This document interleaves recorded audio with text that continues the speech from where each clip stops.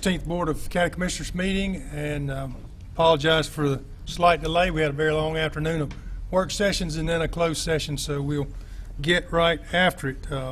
We will begin our meeting this evening with the invocation led by Commissioner Lance Simpson. Please feel free to join me in prayer. Lord, as we meet today to conduct matters of county business, we ask that you guide our hearts and our minds in the spirit of fairness, impartiality, and respect for one another and those we serve. Help us to make the decisions that are for the good of all and for your glory, and grant us the humility to always seek your will in all that we do and say. We give our thanks for our military and first responders, for their courageous service and sacrifice to our country and our people. Lord, we ask you to keep and protect these heroes and their families, and that you pour out your blessings on their lives. We ask this in your Son, Jesus' name. Amen. Amen.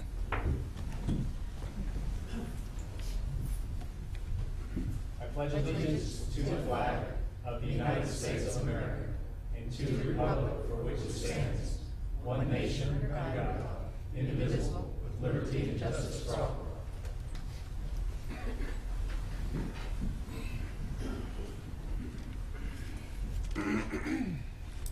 Takes us to our employee recognition, and we take this opportunity to recognize those county employees who have met some tenured years of service. So at this time, Caleb Brackett with Emergency Services with 5 years, Michael Farrar with Public Works 5 years, James May with the Sheriff's Office 5 years, and David Flaherty with Human Services with 5 years.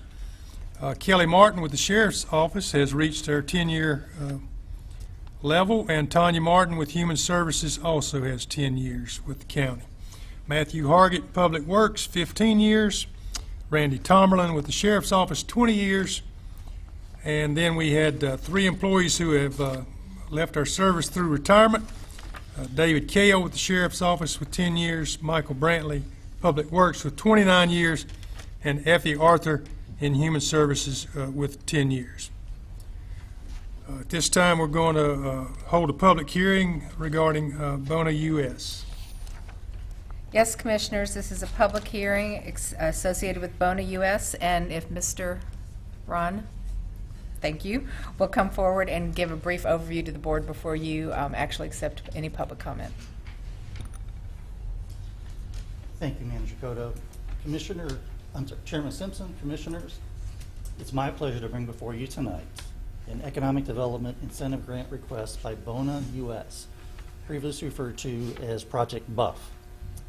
BONA US is headquartered in Sweden and was originally recruited to Union County by our office in 2006. They're located in the Monroe Corporate Center, where they employ 42 people. BONA manufactures water-based coatings, finishes, paints, and polishes for the hardwood flooring industry. Not only are their products used in homes across America, their paints and finishes can be seen on all NCAA and NBA basketball courts, including our very own Charlotte Hornets.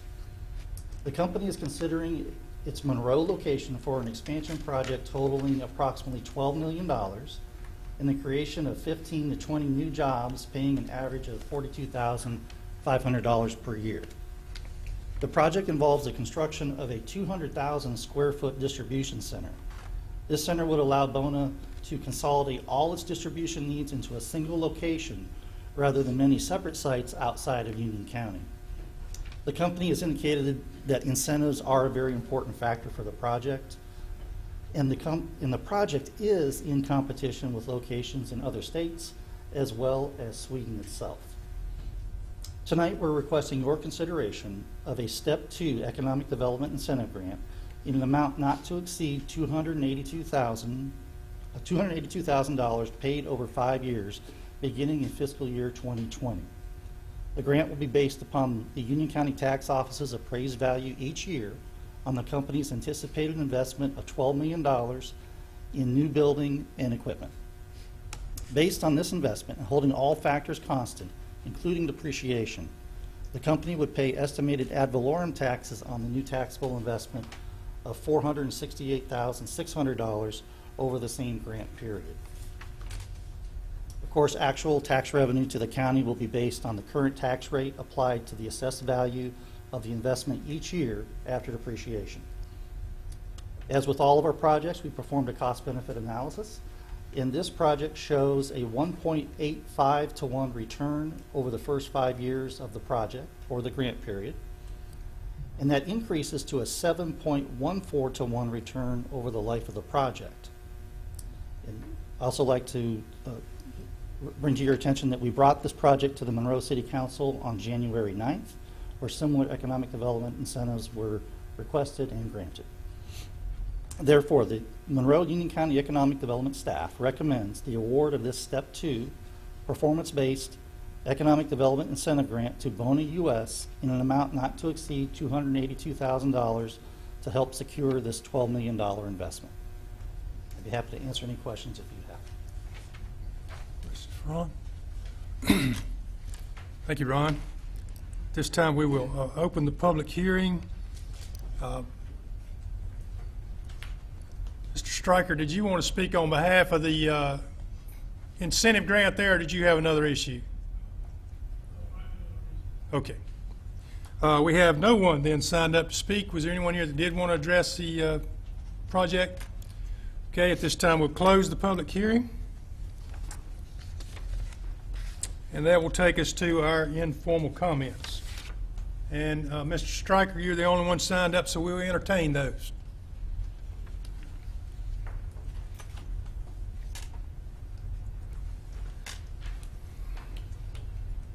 I am Norman Stryker of 4619 Pfeiffer Road, Marshville, North Carolina.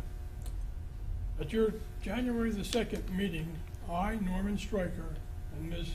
Lisa Johnson requested that the board reconsider renaming Pfeiffer Road Lest Road rather than Treywick Farm Road because of the similarities of an existing Treywick Road in the Marshville district.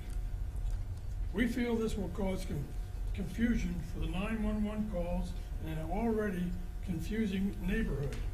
We have a Marshville mailing address while being in the Wingate 911 district.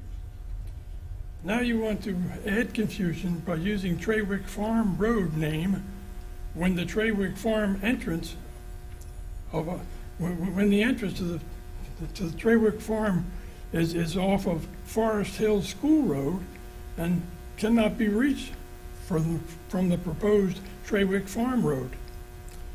This possible confusion can be detrimental to not only the residents of Pfeiffer Road and the existing Treywick Road, but to the general public needing 911 assistance in this area. Using Blessed Road as approved by Mr. Hansen's meeting with 14 or 15 Pfeiffer Road residents would eliminate any confusion since there is no other road in Union County with this name. If a life is lost because of this confusion, who is liable? This board or 911 responders, since this possibility has been brought to your attention? Since this matter has not appeared on the agenda, has any action been taken on this request? And if not, why not?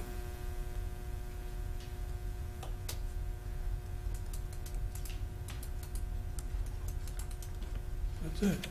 Thank you.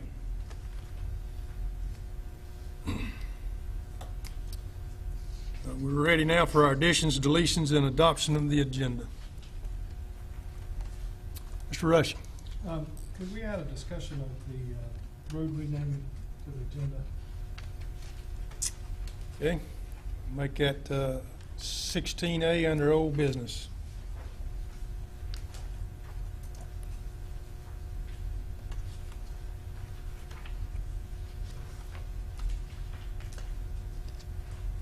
Hearing no others, is there a motion to approve the agenda as amended?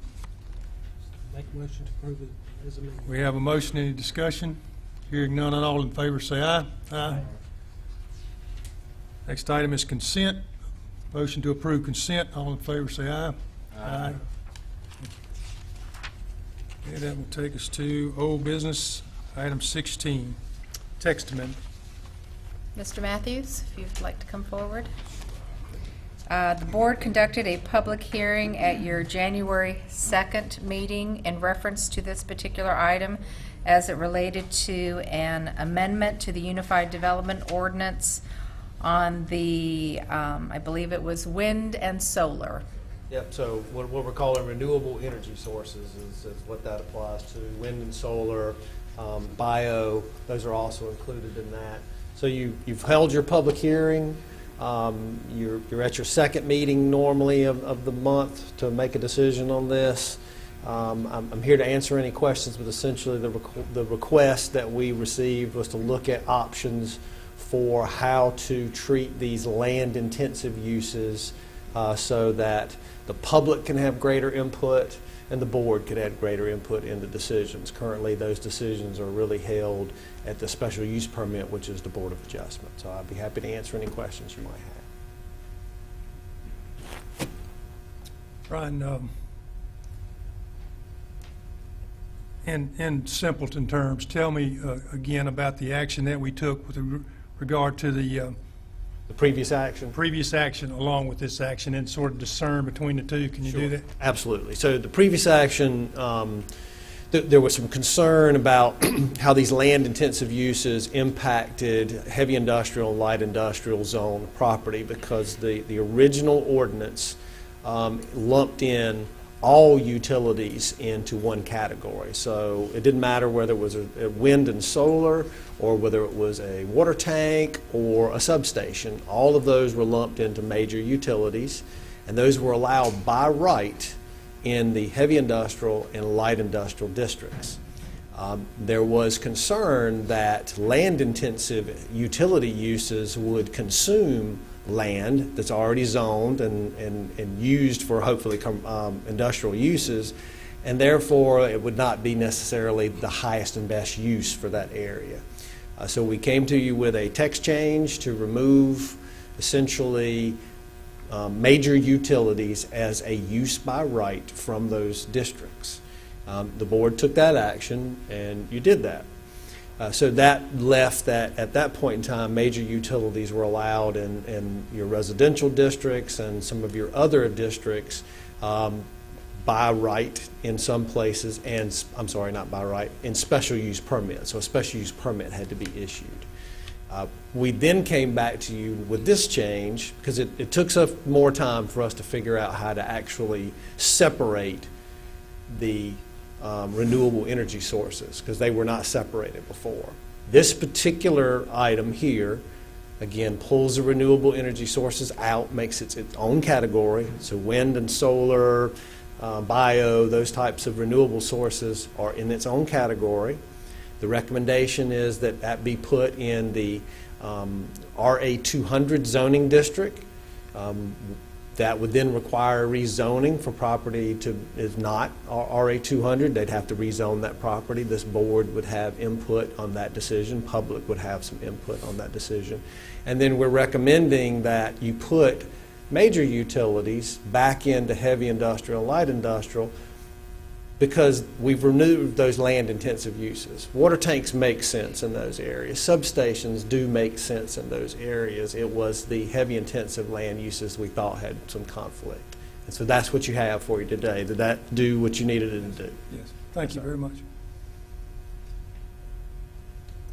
Brian? Yes, sir. Make it simple. If you want to do solar farms, things like that, it has to be in an RA 200. That is correct, sir. That would require a rezoning. There is one piece of property that is currently zoned RA 200 in the county. That was recently approved by the board, but that was a conditional zoning application. And so you approved a limited set of uses on that property, so they would have to come back to you to rezone that property if they wanted to do a solar farm there. There are no other properties in the county that are zoned RA 200, so that would require this board to be involved in that decision. Commissioner Akins. Motion to approve the text change and adopt the appropriate statement of consistency.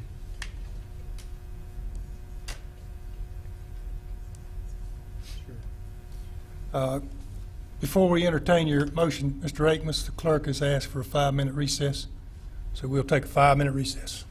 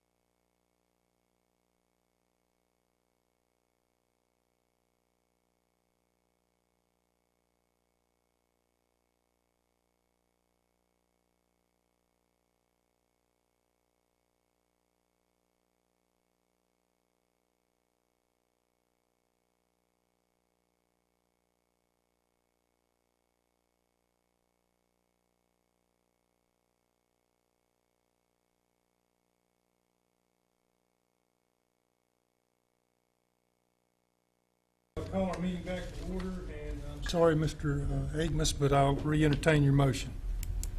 Motion stands. Okay, we have a motion. Any discussion? I would just say that, you know, solar and wind, particularly solar, we have a little bit of solar in this area, is new to the area, and we don't exactly know how to take it or deal with it, but when you have 700 or 800 acres, 300 acres that are being taken up by solar panels, to me it takes on some of the same, not the same analogy, but the same as 300 or 400 houses. So it's a major project, probably one that ought to be reviewed by the commission. So I support your motion, Commissioner Akins. Any further discussion? All those in favor of the motion say aye. Aye. Thank you very much. That'll take us to item 16A. Mr. Rushing. Yes, just, I think our staff has compiled some information on this issue. Maybe if they could share that with us.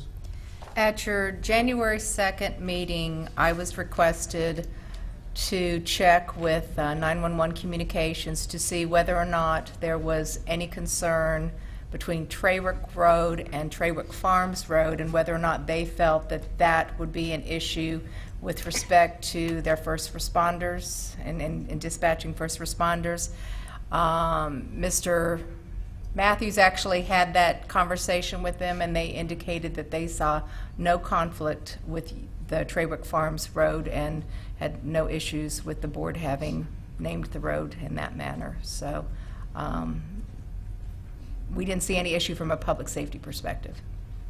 What is the, if you could ask, maybe Bjorn, or what's the, if we did go back through this process, everything had to start from the beginning?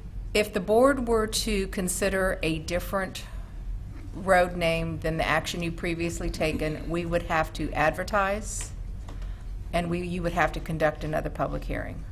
We would not necessarily have to go through all the community meetings that we went through, but you would have to at least take those two actions. Okay. And then, if we did that, would there be enough time to comply with what the state's asking us to do? Bjorn?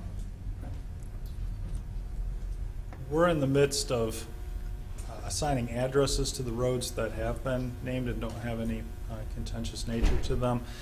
We do want to do it all at once so that we're not confusing the postal system or our sign shop and getting the signs manufactured and installed. So there is a little bit of a buffer period, but you know, the month roughly that this would take to delay would be about the extent of what we would have within our process to do it without any excessive delay in the overall process. So it'd be difficult.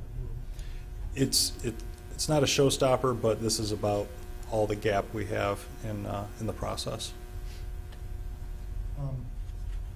I would ask then that we send this back through the process to, and when we had the one person here, I was unaware that there was opposition to it. It seemed like it was, it seemed like there wasn't any.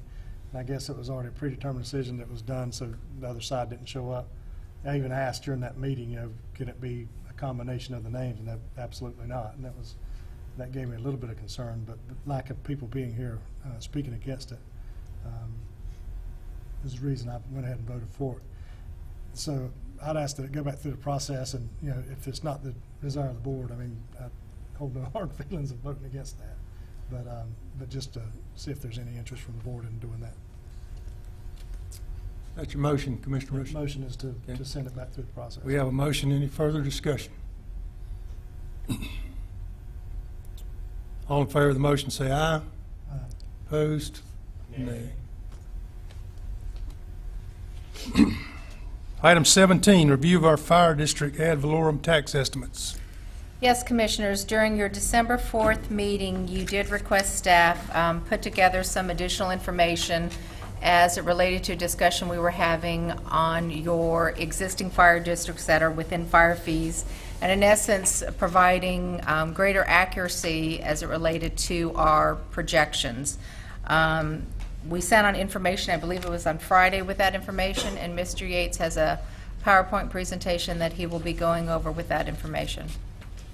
Thank you, Cindy. Good evening, Commissioners. What I have for you tonight is just a quick rundown of the data. and the information that you received in your packet and has been made available.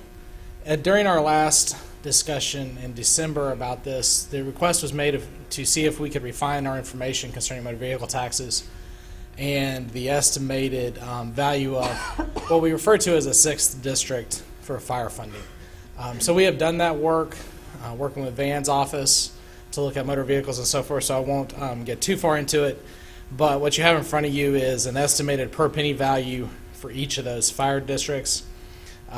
The process we went through to try to determine the motor vehicle value, which I think was the big sticking point, is it's still an estimate based on the number of estimated vehicles in each of those fire areas and the average value of a vehicle. And I won't get too far into the technical aspect of it, but we know how many vehicles are in the county as a whole. We know how many in towns, how many are in existing tax districts. So we went back through and we know about how many there are per structure. So using that information and coming back to a total and a total value, we were able to kind of establish a baseline. If we are off, it is not material in that discussion, as it takes a lot of value to move the dial in that case. In addition, the column marked rate if a district or rate if district is basically what the 2018 funding from the county fee or tax rate would have to be in the form of a tax rate to provide for their operating budget in 2018. We have made no projection or show no projection here of what that 2019 funding would be. So this is a retrospective look if you had in fact in 2018 established each of these individuals as a district. So this is what it would look like across the existing districts and the new 6th district, and I want to talk about Baker's in just a moment.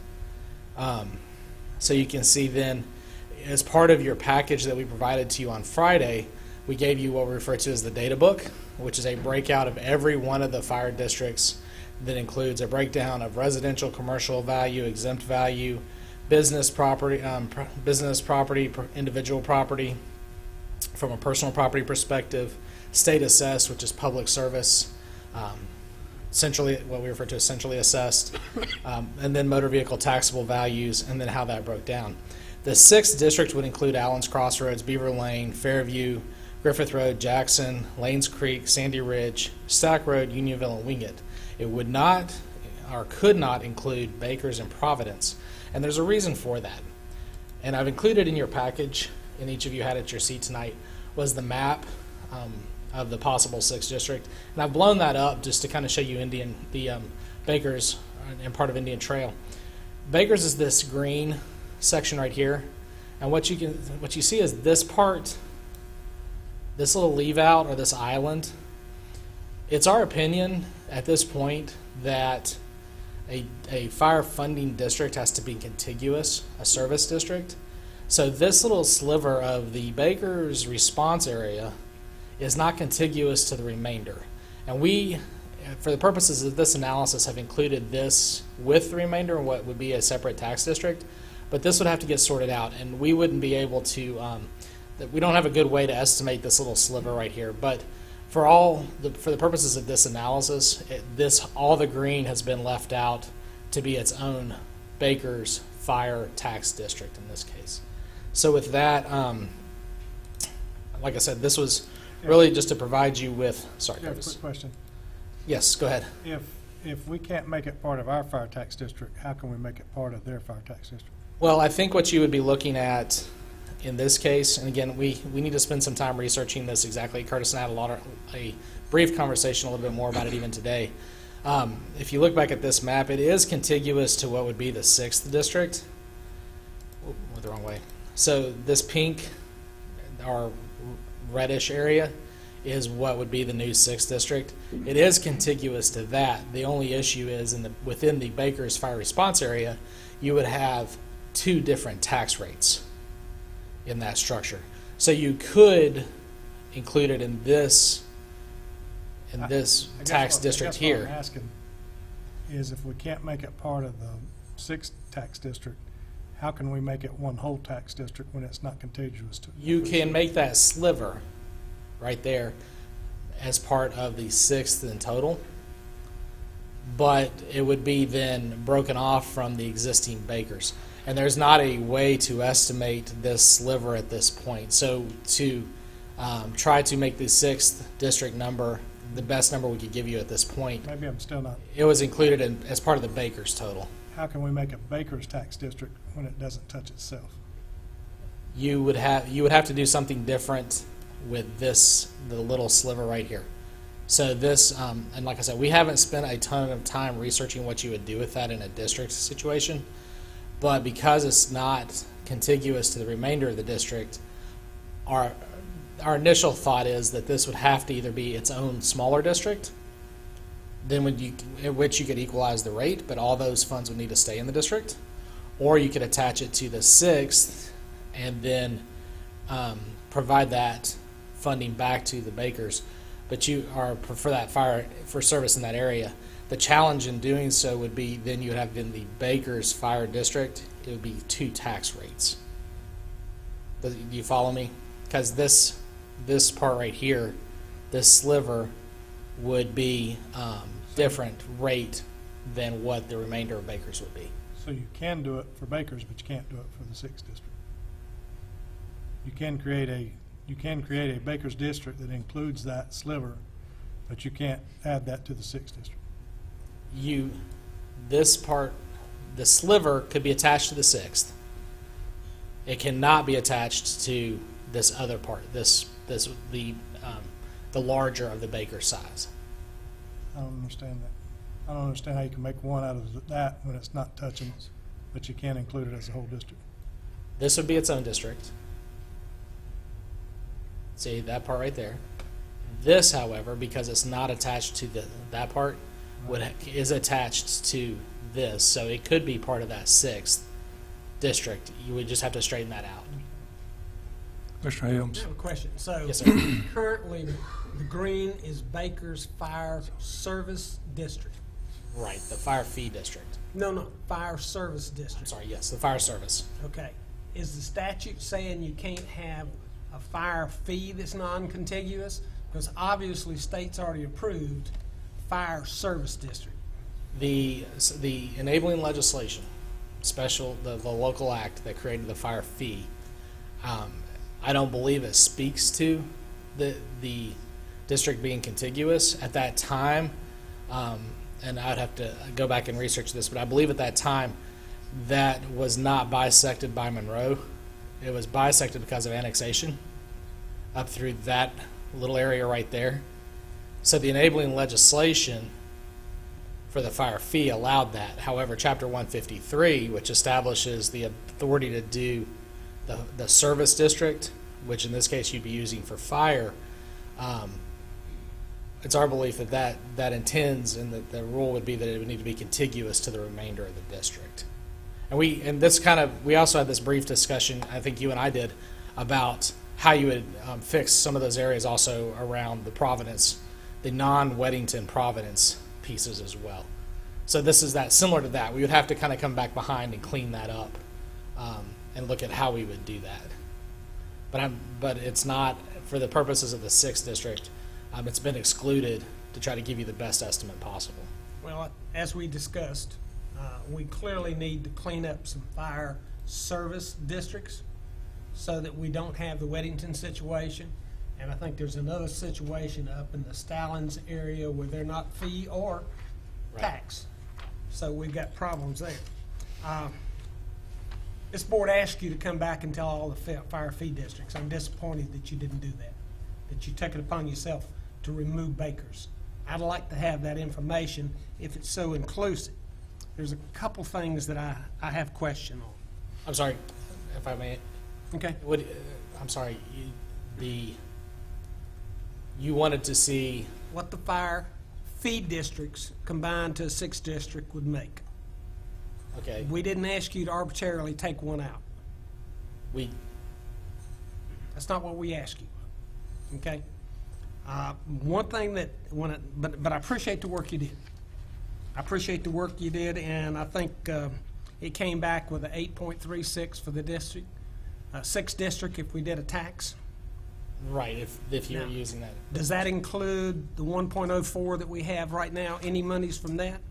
That does not. That just assumes that if that was to stand alone, that's what it would be. Well, and that's good, because when I went back and looked at the 2018 operating and capital budget that we passed, the numbers don't match up to your 2018 number. And matter of fact, between 2017 and 2018, it comes out about $1.2 million more. And based on your 4.472, that would take that 8.38 down to about 6 cents, which is about what I'm paying right now in my fire fee, my fire tax district. Right, and if I failed to mention this, I'm sorry. What we did is we adjusted out the one-time uses of general fund balance in an effort to not artificially increase the projected tax rate for 2018. What we did is adjusted out the one-time items that aren't reoccurring. So that is an attempt based on what we knew and what was added to try to get to a true look at what the tax rate would be without general fund support, or saying that we needed to raise the tax rate sufficient to cover the one-time general fund transfer over. Because if you remember, you had slightly less than $1 million of transfer influx from the general fund into the fire fund, the fire fund, the countywide fire fund.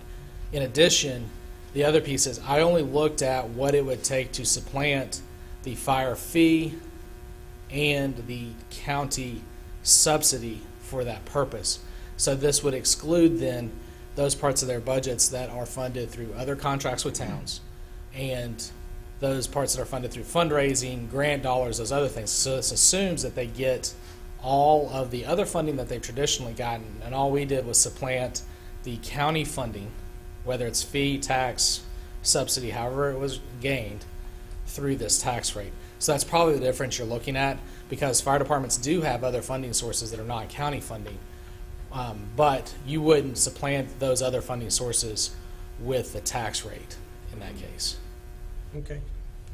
And the reason, Commissioner, that we segregated bakers out is because we don't believe legally, based on our research, that you can include all of bakers as a 6th district. And my understanding, and I'm sorry if I got it wrong, my understanding was you would want to see what you could do as a 6th district and what that would look like as a tax rate.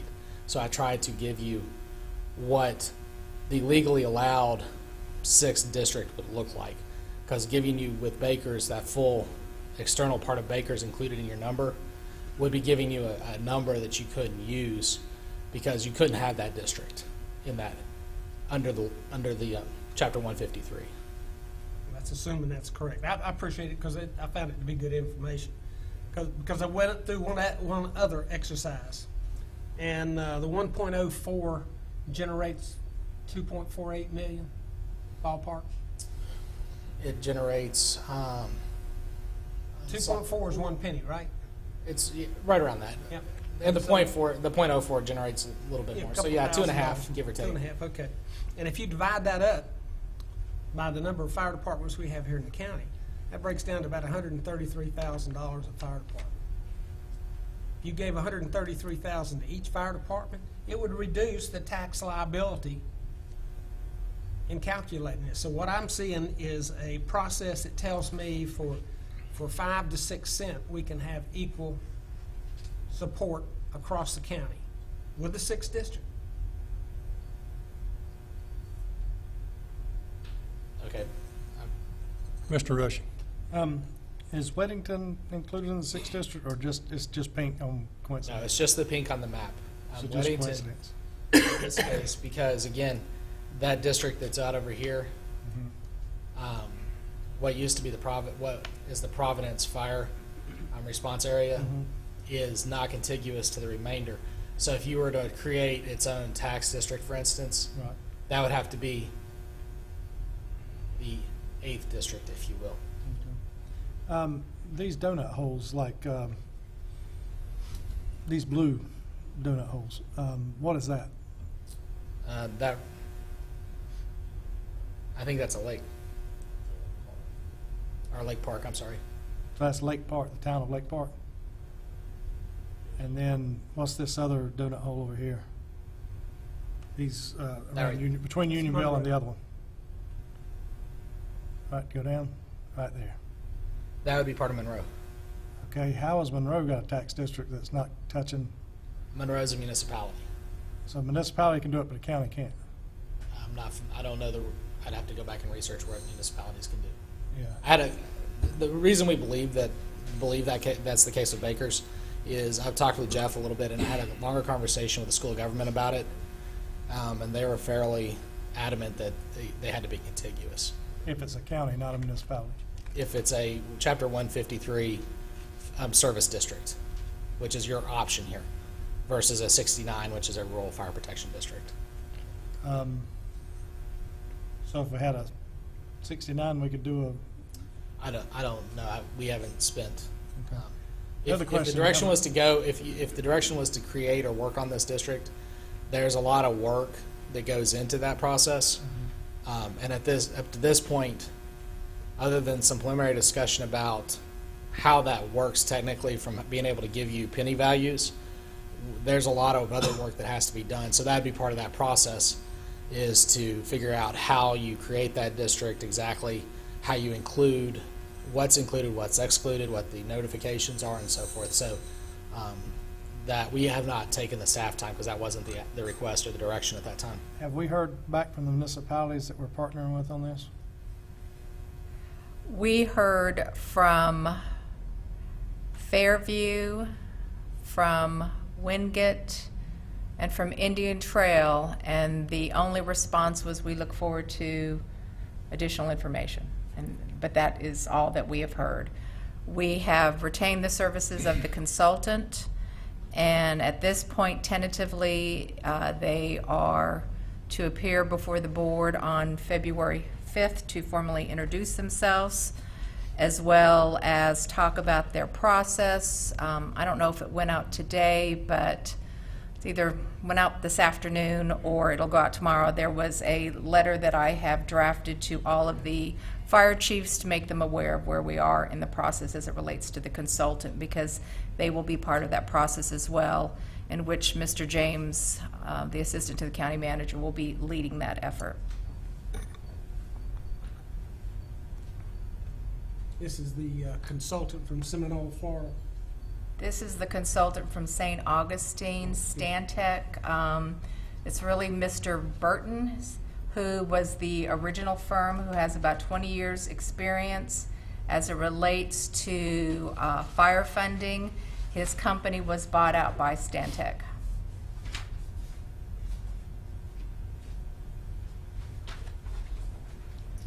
I believe we need a legal opinion on that, whether Bakers can be included or not.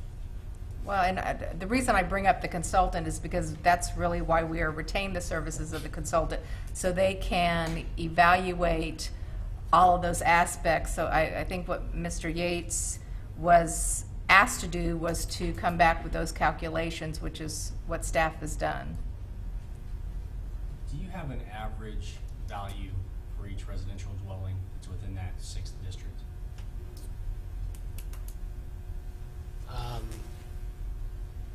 I do not have the average value. I have the average vehicle value.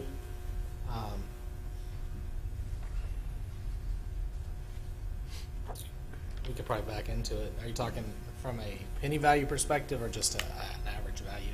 Yeah, I'm just curious where their break even is. How close is that? 120,000 is basically break even for them. So how close is the average? Are you referring like a transition from the $100 fire fee to the tax rate? Exactly, on average. I can figure that out for you if you would like and provide that to you. Well, I'd be curious, and the people that live there, since we're talking about it, probably would like to know, if we go down this route and they're looking versus $100 versus 8.5 pennies or 8.4 cents, is it going to transition to where they either cost them $10 more per year, which some may find okay, or is it going to be $200 more per year? And we can do the calculation based on the number of improvements, which is how the fire fee is calculated. Keeping in mind, though, the fire fee is paid differently for vacant land, and we can do a rough approximation or kind of an estimate for you. Of course, nobody will be average. So. Well, But I'll be happy to do that for you. in the past, you've given us average values, so just to be consistent, if you can give us average values going forward, please. Absolutely. But on fire tax, it doesn't make a difference status of the land. I mean, I realize that agricultural land is rated a lot lower than Right. that sort of thing. Because I know on my property, I have 5 acres, I pay full fire tax on every acre.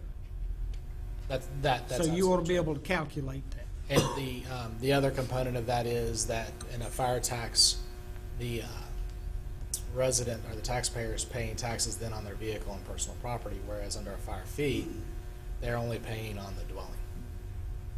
Or, in that case, vacant land as well. So vehicles, personal property, those kinds of things aren't included in the fire fee where they would be under the fire tax. So what we normally would do is plug in a value also for a vehicle estimate for that calculation that you're referring to, Commissioner Simpson. And we do that in fire tax districts right now. That's right. That's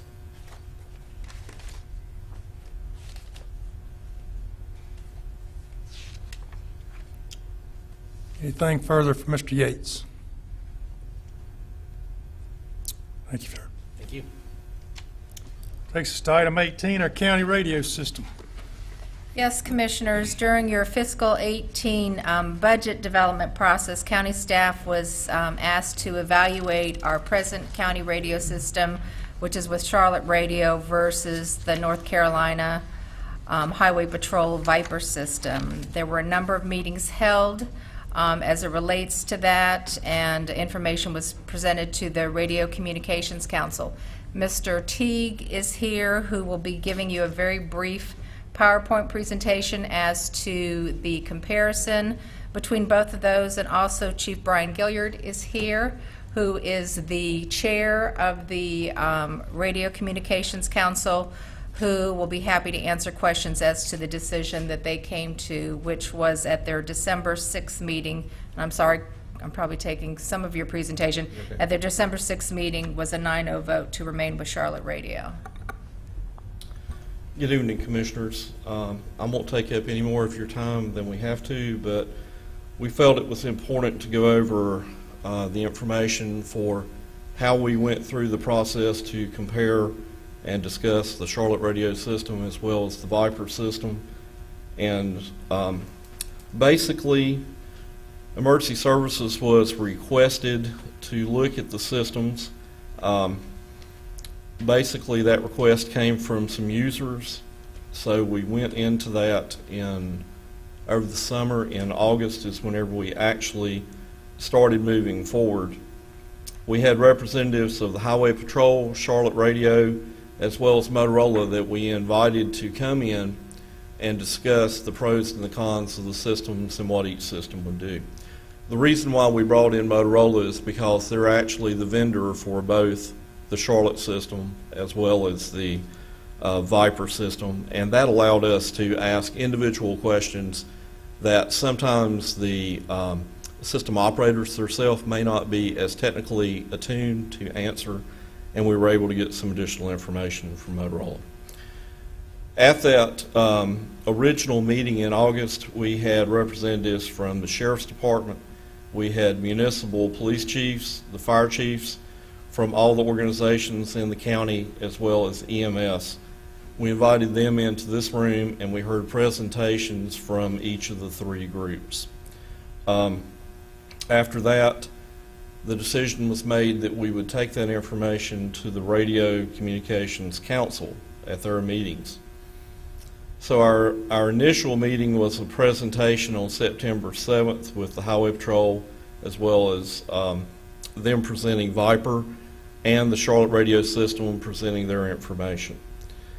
Also, as the information came forward, we had additional questions, so that information was presented at additional RCC meetings. The meetings were held on September 13th, November 1st, and December 6th.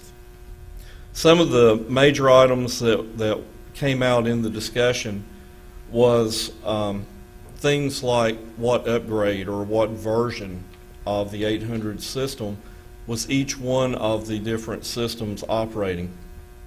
Motorola says that you need to have the version of the 800 system that you're operating within 4 years. From the time it was established to the time that you are sitting right now should be 4 years. Whenever we were looking at that discussion, Charlotte next month is actually moving to version 7.17. Viper currently is at 7.14. And by this summer, they will be outside of the four-year window. The importance of that statement is whenever you look at Viper, whenever they pass the July of 2018 period, part of our maintenance here would involve an increase. We would be looking at a 30% increase to maintain the system because it's outside of what Motorola supports, if you will, at that point. Also, some of the things that we looked at was the number of technicians that were available for each systems. Charlotte generally has 3 to 4 times the technicians available in this region that the Highway Patrol has with the Viper system. So that was one of the things that the RCC looked at also, as far as response time if you have a problem, and also the training and level of certification of the technicians. Whenever we also looked at the system, there is no substantial difference between the Viper system coverage and the Charlotte radio coverage within the county, because they're basically all using the same tower sites, so there's very little to any change. The only thing that we looked at, we did look at the possibility on going to Viper of adding one site. However, we're also looking at the same possibility with the Charlotte system. Whenever we looked at cost, if the county were to transition to Viper, we would have some additional cost on top of Viper maintaining part of the backbone of the system. The cost would involve maintenance of the consoles, maintenance to other equipment, and also a connectivity path between our communications center here and the Highway Patrol's master site for this area, which is in Newton. So our total estimated recurring cost would be $556,203. The cost to remain on the Charlotte system for next year, from what they have told us, it should be $642,187. We also had capital cost involved in making the transition to Viper, if that was the decision. We would have to replace the microwaves, which are basically devices that provide connectivity from tower to tower within the system. If we went off the Charlotte system, which is basically the BOCC system, which also involves funding mechanisms, we would have to replace 8 microwaves, and that would be $2,080,000. Then we would also have to replace equipment at the backup center because it would not be compatible with Viper, $685,000 for that. And then we would also have to replace combiners. That's the equipment that's at each one of our tower sites. That would be an additional $210,000. So our subtotal cost for capital would be $2,975,000. So it, on top of our first year recurring cost, would take us to $3.5 million, $31,203. Also, and this is something that we don't have an exact number for, and we've reached out to Motorola. They may be able to tell us tomorrow at the RCC, but so far they haven't been able to tell us definitively at this time. In transitioning from the Charlotte system, which is on 800 megahertz, going to Viper, we would have to change over to a 700 megahertz system. By changing over to the 700 megahertz system, we would have a number of our radios which are spread among fire, EMS, and law enforcement that are what is called the 2500 series. Part of those radios cannot operate on the 700. Some of them can't. But the issue is we'd have to go through and they have to look at the serial numbers and do an analysis. We sent information to Motorola. We haven't got it back yet. However, any of the radios that would have to be changed out to work on the 700 megahertz system, we would be looking at a portable radio cost of $5,400 to $5,500 for the portables, and for the mobile radios, $4,600. And then for any non-public safety radios, and there are a number of those on the system also, we'd be looking at $2,500 to replace each one of those. Like I said, we don't have the definitive number, but that is additional cost on top of the other costs that have been laid out. Now, with that said, we also have to make a note. If we stay on the Charlotte system, we still have to do replacement of part of the microwaves that we have, and that will involve a cost of $780,000, but it can be spread over a few years to take care of that need. On December 6th, the board actually took a vote, and whenever they took the vote, they had 9 members that comprised the RCC. All 9 people voted unanimously to stay on the Charlotte radio system, and a list is here for you for who is on the board and what areas of our communication system that they represent. Any questions? Commissioner Simpson. On the on upgrades to the Charlotte system, you have $780,000 for 3 microwaves. Yes, sir. Is that for all 3 or each? That is generally about $260,000 per microwave. So the total is $780,000. Thank you. Yes, sir. Mr. Rushing. Thank you, Mr. Chairman. Since I brought this up and questioned it, and based on the information that you presented and the recommendation from the board, I would say that just make the motion that we don't need to look into this any further and stay on the Charlotte system. Okay, we have a motion. Any discussion? Further discussion? All in favor of the motion, say aye. Aye. Opposed, none. Thank you, Curtis. Appreciate it. Takes us to item number 19, which is our economic incentive grant.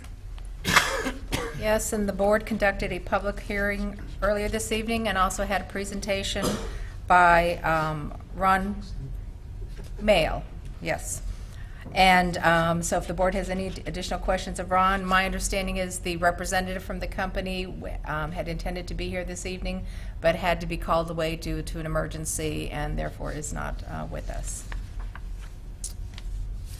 Commissioner Akmus.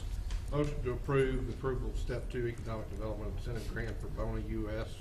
Authorize county manager to approve an incentive grant agreement with Bona US in an amount not to exceed $282,000 paid over a 5-year period, beginning in FY 2020, pending legal review. Motion on the floor. Any discussion? All in favor say aye. Aye. Opposed, none. Item 20, North Carolina widening and bicycle pedestrian accommodations. Yes, and I will ask Mr. Hanson to come forward on this item. As the board is aware, I believe it's in 2020, the DOT is going to be widening a portion of 16 from Weddington to Waxhaw Parkway. And one of the things that they have requested from us is an indication as to what additional amenities we would like have included as part of that design. We bring this item to you this evening, and Bjorn has a presentation with some options that we're going to be presenting with the intention of receiving your direction as to what amenities the board would be willing to consider. Bjorn will then be meeting with the affected municipalities to get their input, and then we will be bringing back to you what their input is should you decide to amend your original direction. Thank you, Ms. Cotto. Good evening, Commissioners. This agenda item is regarding NC 16